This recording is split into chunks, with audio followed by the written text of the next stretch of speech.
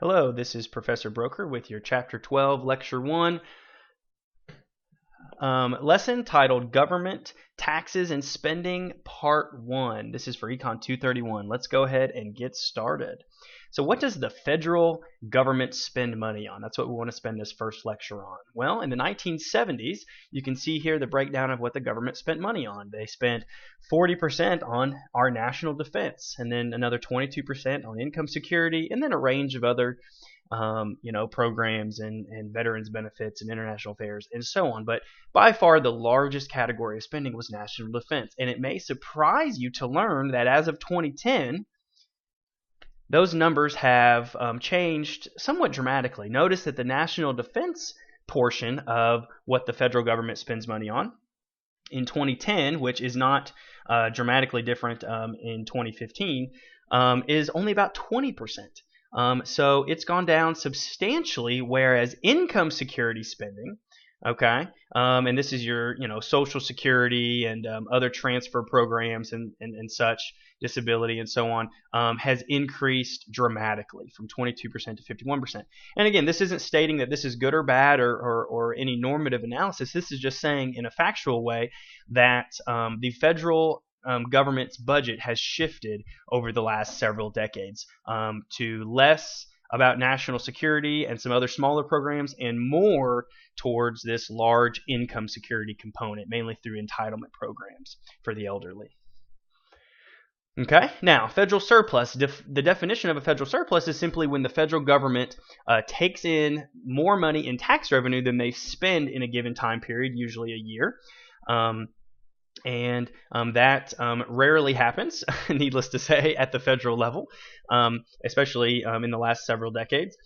And then a federal deficit is the exact opposite, right? It's when the federal government spends more money in a given time period, maybe in a given year, than they take in tax revenues. And how can they finance that? How can they spend money buying tanks and planes and sending money to the to Social Security payments and so on? How can they send that money out as a federal government if they don't take in enough in tax revenue? Well, the answer is that they borrow it. How do they borrow it? Well, they sell what's called securities. Okay, they sell treasury securities, either treasury bills, treasury notes, treasury bonds. The different names correspond to different lengths of maturities. Essentially, the federal government says, look, we're short, let's just say $1,000. We are spending $1,000 more this month than we have taken in tax revenue. So but we don't want to, stop someone's Social Security check. So what are we going to do? Well, we can have this other piece of paper called a security, okay, and we're going to offer it for sale to somebody. Maybe in our country, maybe the public, maybe somewhere else around the world. And we want someone to loan us, the federal government, $1,000, and we'll give them that piece of paper. That piece of paper, the security, the treasury bill, note, or bond, is a promise to pay back that $1,000 plus some interest on that money, the amount of interest will depend on the length of maturity. And so that's essentially, what the federal government does. Also, state governments, this is a similar process to when corporations issue bonds, and state governments and even local governments issue bonds, and it's a very similar process at the federal level. Okay, here's the last couple decades.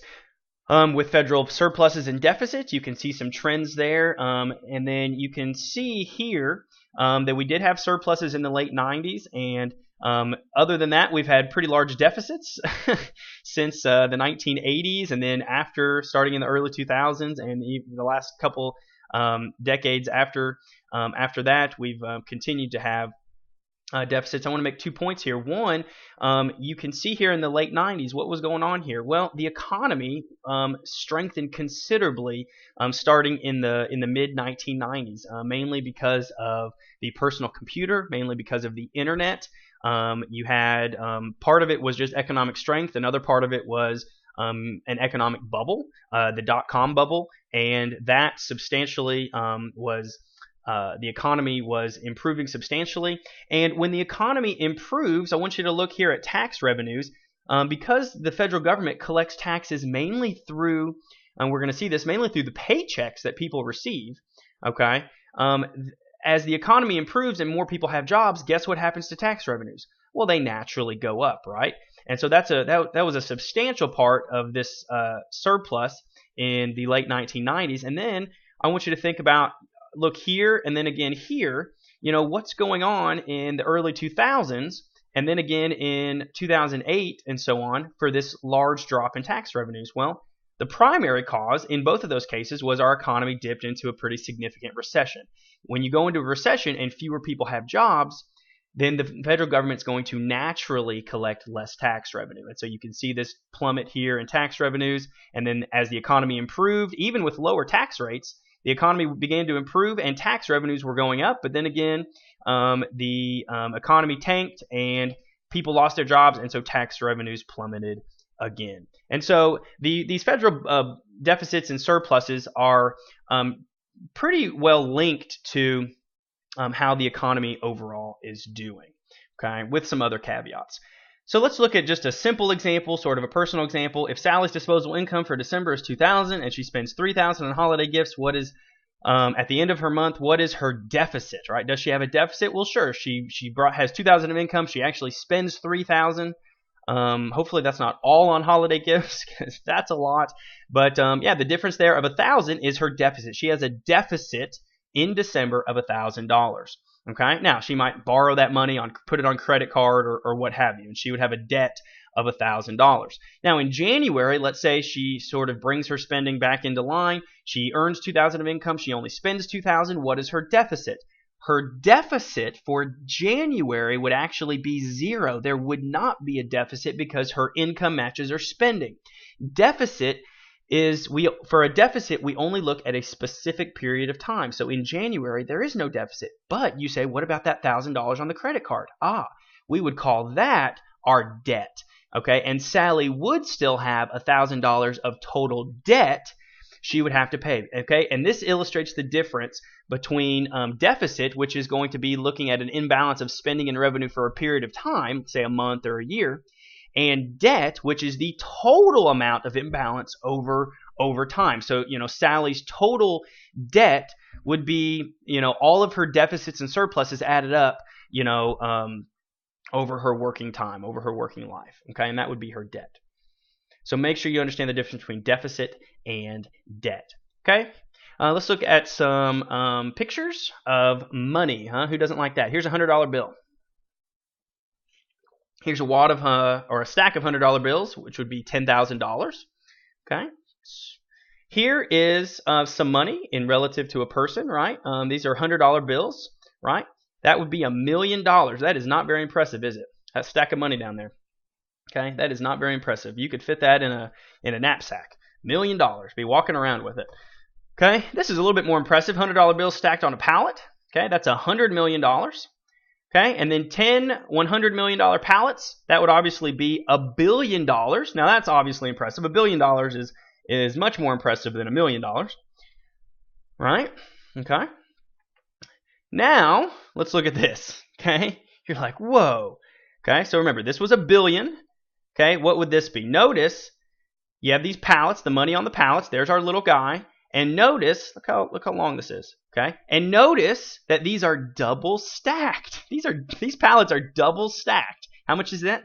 That's $1 trillion. Okay, now imagine about 18 of these, and you would get a visualization of the total amount of U.S. federal government national debt. Okay, as of early 2016. Okay, about 18 pictures of this. Right, that's a lot of money. So kind of putting, if you hear 18 trillion, you're like, I don't know if that's that much money. Yeah, we can get kind of an idea, a picture for it, and realize, yeah, actually it is a lot of money, right? It's a lot of total national debt. Okay, so again, what is the total national debt? It's the total amount over time of the securities that the government has issued to finance their deficits month to month and year to year. So the total amount currently is 18 trillion. How does our national debt, these numbers are a little bit, a few years old, but they're still roughly the same. The United States is about middle of the pack in terms of national debt per GDP. Now, why do we look at national debt as a percentage of GDP? Or sometimes you'll see debt to income ratios, which is, they usually calculate it the same way. National debt over, as a ratio, national debt, 18 trillion over our GDP.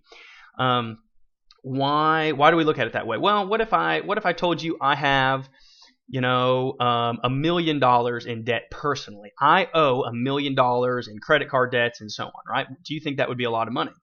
Most of you would say yes. That's a lot of debt for you to have. What if I also told you that I earn the last 10 years on average, I've earned $10 million a year in income. Obviously, this is a fictitious story, okay? But what if my income every year was 10 million and I had $1 million in debts? All of a sudden, that $1 million in debts doesn't look so big, does it? Because of my income can easily cover that. And so that's the reason we look at it that way, so we can kind of get a relative measure of debt for various countries. And you can see that the United States is about middle of the pack in terms of debt to GDP. There's definitely countries in Japan and Southern Europe that have debt to GDP ratios that are higher than the United States, but then there's many other countries with much lower debt to GDP ratios. And so we're about middle of the pack. Who do we owe money to?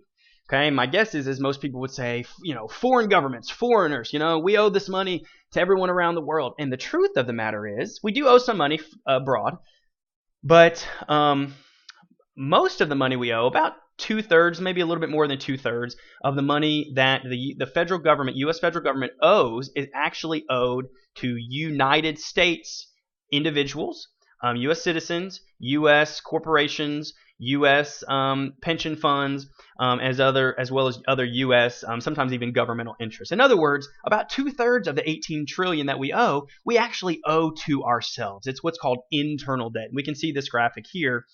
30% to U.S. individuals and institutions, 15% to the U.S. Social Security Trust Fund. That means that's the U.S. government owing money to itself.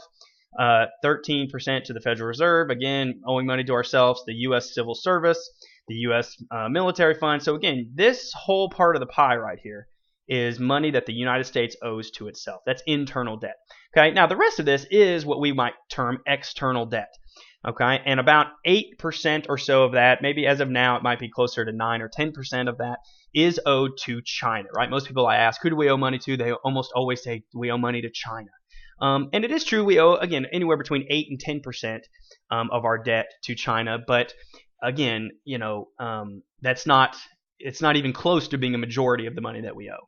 And so we just want to make sure we keep the numbers in perspective. Okay, now external debt.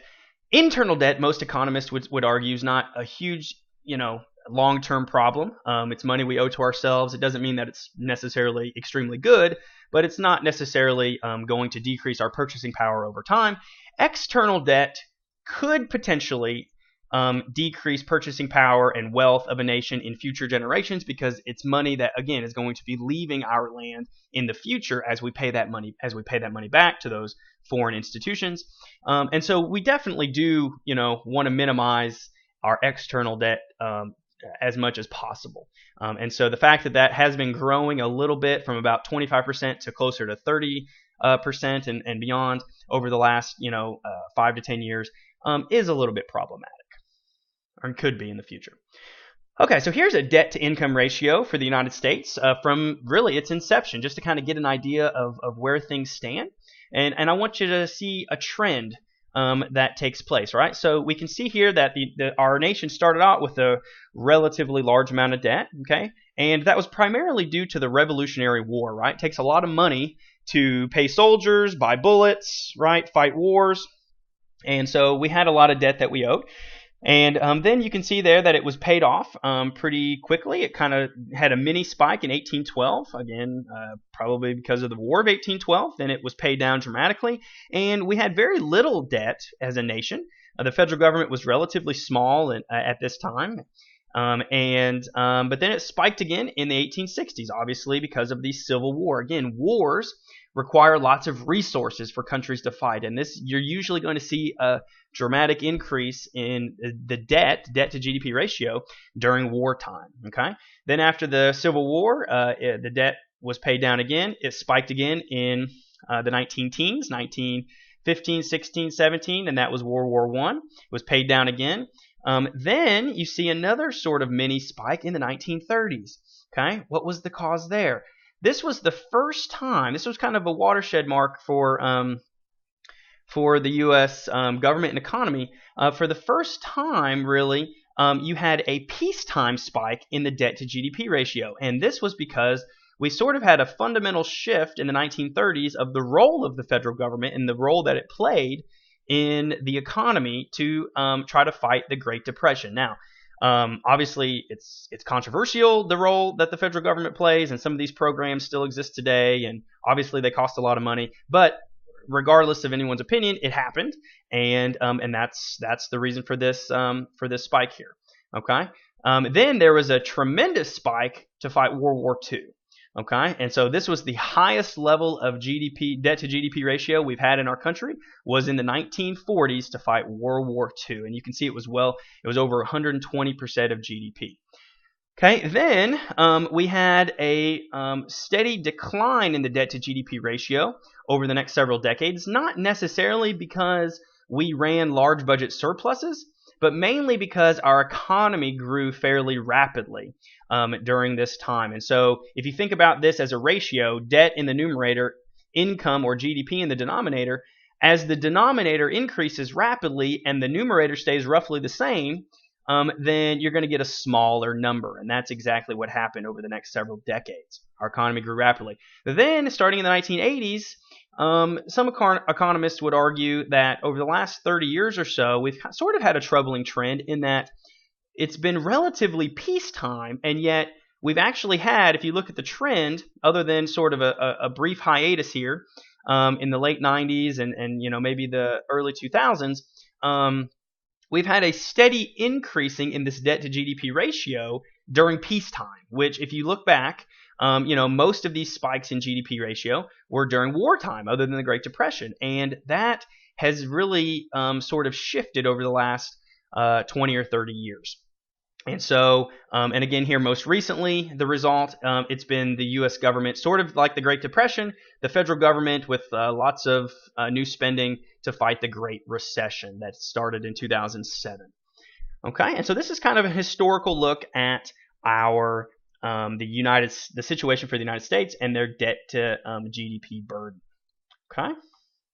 Now, what you might have heard, people talking about, sort of the long run issues going on with the debt. The U.S. federal government is projected to continue to run pretty large, relatively large budget deficits and larger debt to GDP ratios for the coming decades. I mean, as far as the eye can see. Okay, and so this is sort of a publication that the Congressional Budget Office puts out, the nonpartisan Congressional Budget Office, which is economists and statisticians and so on. And regardless of the scenario, I won't get into the technical definitions of these two scenarios, but basically this alternative fiscal scenario is basically even if the federal government,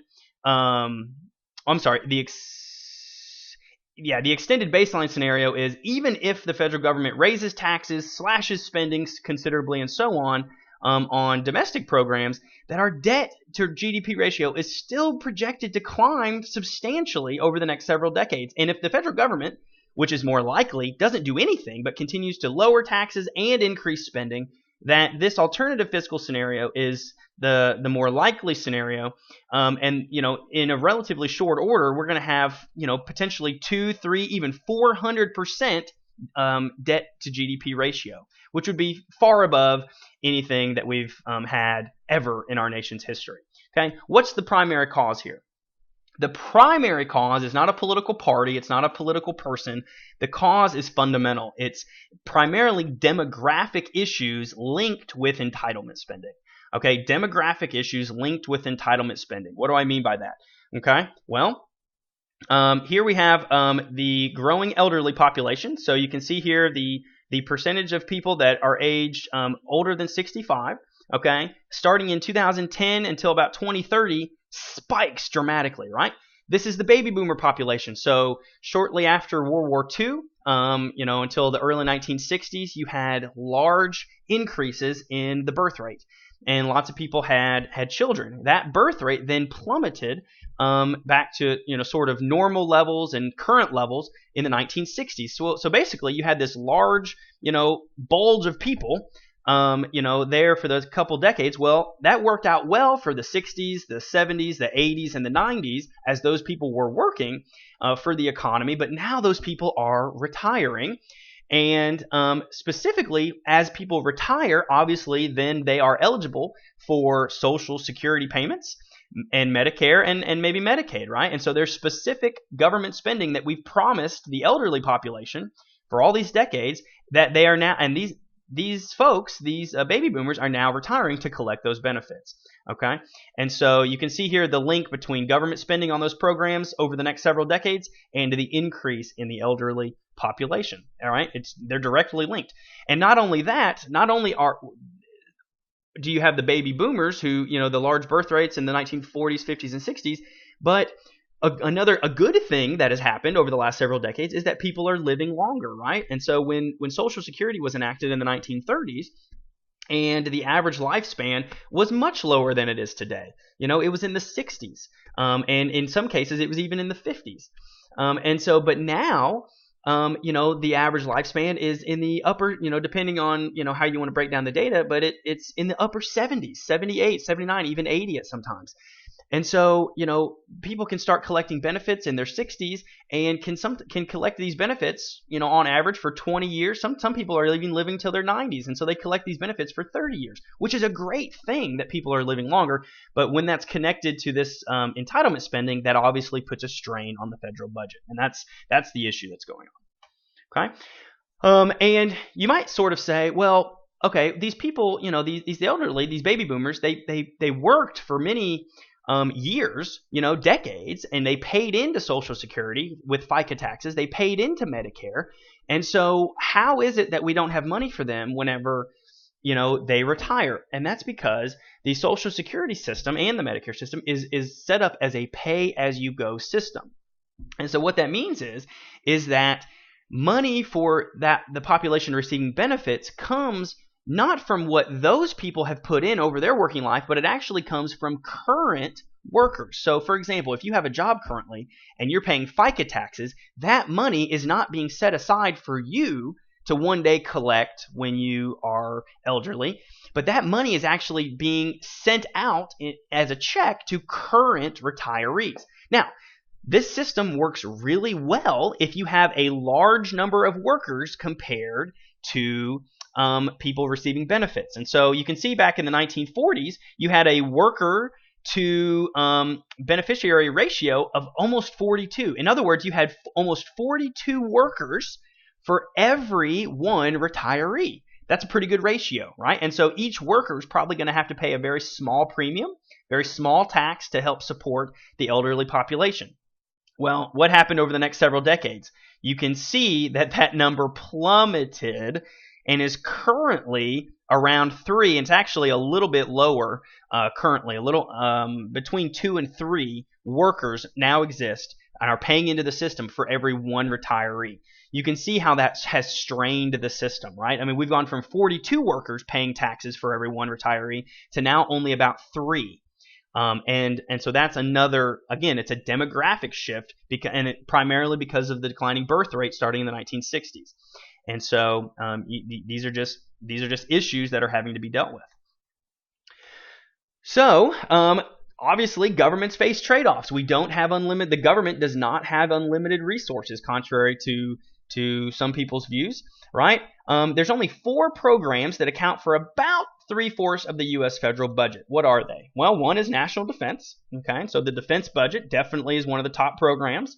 Okay, also interest on the current national debt, also Social Security, and also Medicare and Medicaid. So in other words, this is primarily what the federal government spends money on. We can talk about foreign earmark, we can talk about earmarks, domestic earmarks. We can talk about foreign aid to other countries. We can talk about even food stamps, which is, a reasonable chunk of money as well. But all of those programs, everything else the federal government spends money on, literally everything else, thousands of other programs, can be boiled down to less than 1/4 of the federal budget.